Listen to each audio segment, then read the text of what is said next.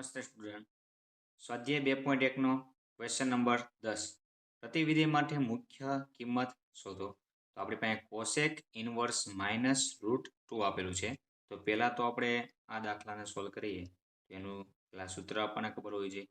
તો જે આપણી પાસે કોસેક ઇનવર્સ માઇનસ એક્સ હોય તો શું લખીએ એકવી? તો કે માઇનસ કોસેક ઇનવર્સ એક્સ. આપણને યાદ હોવું જોઈએ સ્ટ્રક્ચર આ રીતે. તો સાઇન, કોસ, ટેન, કોટ, સેક અને કોસેક.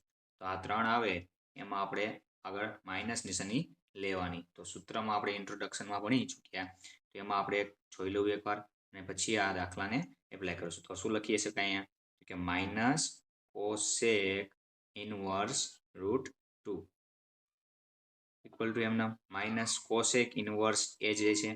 હવે √2 ક્યારે હોય? √2 ની કિંમત કોસેક કઈ કિંમત માટે √2 લખી શકાય? તો કોસેક π/4. તો અહીં લખીએ કે કોસેક π/4. તો આ એક કોષ્ટકની અંદર આપણે જોઈ લેવાનું. કોષ્ટકમાં √2 ની કિંમત કોસેક π/4 હોય એટલે √2 લખી શકાય. એને આધારે આપણે આ દર્શાવી શકીએ.